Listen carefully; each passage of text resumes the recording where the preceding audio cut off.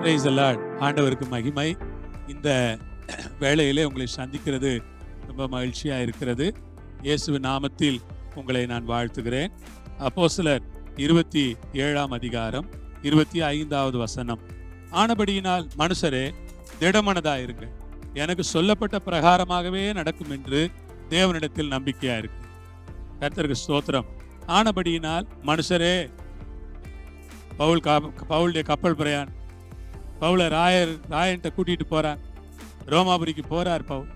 ரோமாபுரிக்கு போகிற வழியிலே கப்பல் பிரயாணத்திலே பயங்கர புயல் காற்று, கப்பல் சேதம், பயங்கரமான அவர்கள் 14 நாட்களாக சூரியனை கூட பாராத அளவுக்கு பயங்கர மேகமூட்டமும் பயங்கரமான ஒரு சூழ்நிலை அங்கே நடந்து கொண்டிருக்கு.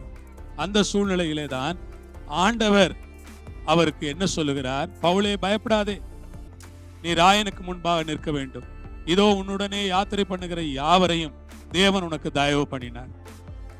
பவுலே, நீ பயப்படாதே, நீ ராயனுக்கு முன்பாக நிற்க வேண்டும். தேவன் ரொம்ப நல்லவரா இருக்கிறார். பவுலை ராயனுக்கு முன்பாக கொண்டு போய் நிறுத்துகிறதுல தேவன் ரொம்ப அக்கறையா இருந்தார்.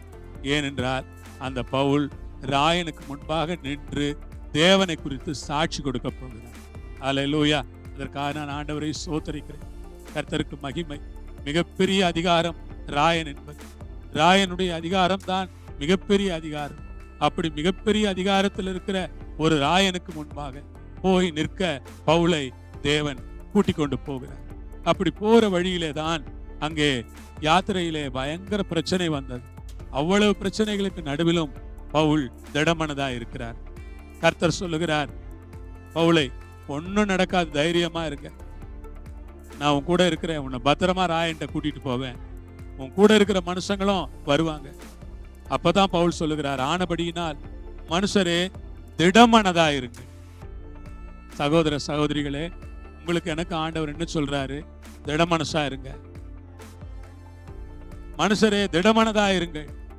ஆம், பிரியமான தேவனுடைய பிள்ளைகளே, திடமனதா இருங்க. ஆண்டவர் சொல்றார், திடமனதா இருங்க. கர்த்தருடைய நாமத்திற்கு மகிமை உண்டாவதாக. திடமனதா இருங்க. உங்கள் ஒவ்வொருவரையும் பார்த்து சொல்லுகிறேன், திடமனதா இருங்க. எந்த ஒரு சூழ்நிலையிலும் திடமனதா இருங்க. யார் என்ன சொன்னாலும் திடமனதா இருங்க. யார் என்ன பேசினாலும் திடமனதா இருங்க. யார் என்ன செய்தாலும் திடமனதா இருங்க. என்னதான் நடந்தாலும் திடமனதா இருங்க. எனக்கு சொல்லப்பட்ட பிரகாரமாகவே நடக்கும் என்று தேவனிடத்தில் நம்பிக்கையா இருக்கிறேன். பவுல் சொல்றாரு, எனக்கு சொன்ன மாதிரிதான் நடக்கும்னு நான் தேவனிடத்திலே நம்பிக்கையா இருக்கிறேன். உங்களை பார்த்து சொல்லுகிறேன், உங்களுக்கு சொல்லப்பட்ட பிரகாரமாக நடக்கும். உங்களுக்கு அறிவிக்கப்பட்ட பிரகாரமாக நடக்கும். உங்களுக்கு சொல்லப்பட்டபடியே காரியங்கள் நடக்கும் என்று தேவனிடத்திலே இன்றும் என்றும் எப்பொழுதும் நம்பிக்கையா இருங்கள். பிரியமான தேவன் பேரிலே நம்பிக்கை வையுங்கள். தேவனை முழு இருதயத்தோடு கூட நம்புங்கள். உங்களுக்கு சொல்லப்பட்ட பிரகாரமாகவே நடக்கும். உங்கள் குடும்பத்துக்கு சொல்லப்பட்ட பிரகாரமாகவே நடக்கும்.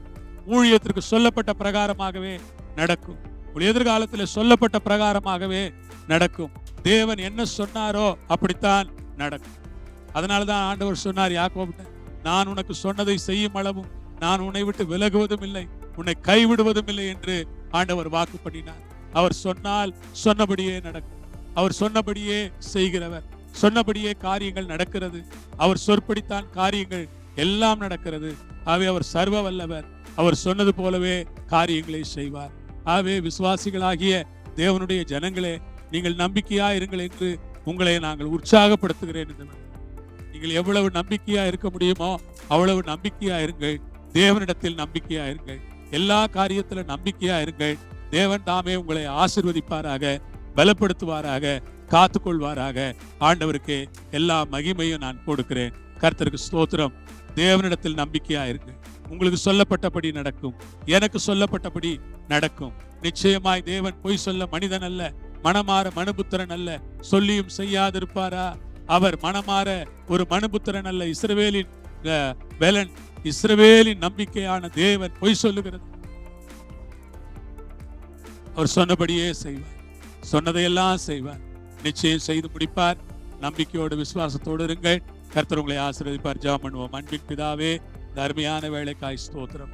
அன்றைக்கு பவுலை பத்திரமாய் காப்பாற்றி ராயனுக்கு முன்பாக கொண்டு போய் நிறுத்தின ஆண்டவர் எங்களையும் பத்திரமாய் காப்பாற்றி பரலோகத்துல கொண்டு போய் சேர்க்கிற நாள் வரை பத்திரமாய் காப்பாற்ற வல்லவராய் இருக்கிறதற்காக ஸ்தோத்திரம். உடைய கரத்தில் எங்களை ஒப்பு கொடுக்கிறோம். நீர் தாம் எங்களை பலப்படுத்தி எங்களை பாதுகாத்து உடைய நாமத்தை மகிமைப்படுத்தும்படியாக ஜெபம் பண்ணுகிறோம். இயேசுவின் மூலமாய் வேண்டிக் கொள்ளுகிறோம் எங்கள் ஜீவனுள்ள பரமபிதாவே. ஆமென். ஆண்டவர் உங்களோடு இருப்பார், ஆசீர்வதிப்பார். ஆமென்.